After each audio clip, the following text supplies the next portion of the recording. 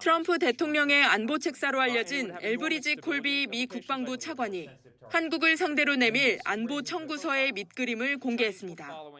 최근 소셜미디어에 올린 글에서 한국은 북한에 대한 강력한 방어와 국방 지출, 두 가지 면에서 롤모델이 되고 있다고 한 겁니다.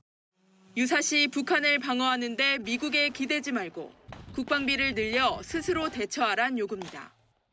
한국을 머니머신으로 부르며 안보 비용을 더 많이 내라고 한 트럼프 대통령의 요구와 일치합니다.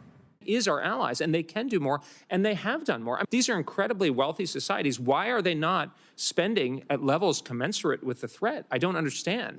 한미 정상회담을 앞두고 요구사항이 한층 구체화된 셈인데 정부는 정상회담에서 다룰 협의의 수준을 두고 고심 중입니다. 한 정부 관계자는 JTBC에 동맹 관련 논의는 무역 협상처럼 시한을 정해놓고 하는 문제는 아니라며 정상 간 논의 테이블에서 국방비 증액 등 구체적인 숫자가 나오지 않도록 하는 것도 하나의 전략이라고 말했습니다.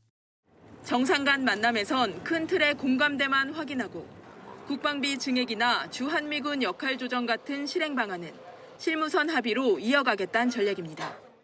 콜비 차관은 또 동맹을 현대화할 필요가 있다는 점도 강조했는데 미국이 이번 회담에서 우리 측의 중국 견제에 대한 더 큰 역할을 요구할 것이란 관측도 나옵니다. 중국과의 관계도 고려해야 하는 만큼 정부는 논의의 수위를 세밀하게 조정하는 데 고심하고 있는 걸로 알려졌습니다. JTBC 윤세민입니다. 한미 정상회담은 이달 안에 열릴 것으로 보입니다.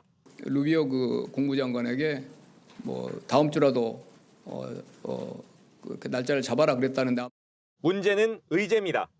처음 만나는 도널드 트럼프 미국 대통령과 이재명 대통령은 관세 협상에서 다뤄지지 않은 안보 이슈를 논의하게 될 가능성이 큽니다. 한미 외교 협의에 정통한 정부 고위 관계자는 오늘 워싱턴 주미대사관에서 특파원들과 만나 주한미군의 역할과 성격은 여러 가지 요인 때문에 변화가 있을 수 있다고 생각한다고 말했습니다. 트럼프 행정부가 중국 견제를 위해 주한미군의 활동 범위를 유사시 대만 해협까지 넓히는 등 전략적 유연성을 추구할 거라는 관측에 힘을 싣는 발언으로 해석됩니다. 트럼프 대통령이 방위비 청구서를 날릴 수도 있습니다. If I were there now, they'd be paying us $10 billion a year. And you know what? They'd be happy to do it. It's a money machine, South Korea. 미국 정부는 지난달 나토로부터 국방비를 GDP의 5%까지 올리겠다는 약속을 받아낸 뒤 압박 수위를 높이고 있습니다. Allies in Europe and our NATO allies can do it. I think our allies and our friends in the Asia-Pacific region can do it as well. 미국산 무기 구매 요구가 있을 수 있고 대북 정책 관련 논의 가능성도 있습니다. 하나하나가 관세 협상 못지않은 난제지만 대통령실은 준비를 해왔다는 입장입니다.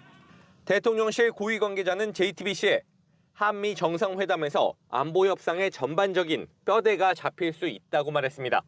JTBC 유선입니다. 한미 정상이 오는 25일 미국 워싱턴에서 만나기로 최종 조율한 것으로 확인됐습니다.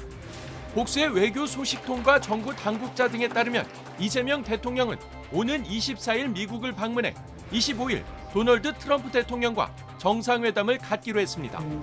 양국 정부는 공동성명을 목표로 막판 의제를 조율하고 있으며 공동성명이 발표될 경우 한미 동맹의 중요성과 함께 한미일 3국 안보협력 방안이 포함될 예정입니다. 애초 트럼프 대통령은 지난 30일 한미 관세협상 타결을 알리며 2주 내로 정상회담이 열릴 거라고 밝혔지만 먼저 잡힌 다른 외교 일정과 광복절 경축식, 국민 임명식 등을 고려해 일정이 조율된 것으로 전해졌습니다. 이 대통령은 방미 기간 워싱턴 DC 인근의 알링턴 국립묘지 참배와 헌화 일정을 조율하면서 3, 4일가량 머물 예정입니다. 한미 정상회담에 이은 한일 정상회담을 열기 위한 조율도 이어지고 있습니다. 복수의 일본 정부 관계자는 이 대통령이 방미 일정을 마치고 곧바로 방일하는 일정과 관련해 한국 정부와 의견을 나누고 있다고 확인했습니다. 한국 정부는 지난 7월 초 이 대통령의 방일을 타진했지만 당시 참여연 선거를 앞둔 일본 측 사정으로 성사되지 못한 바 있습니다.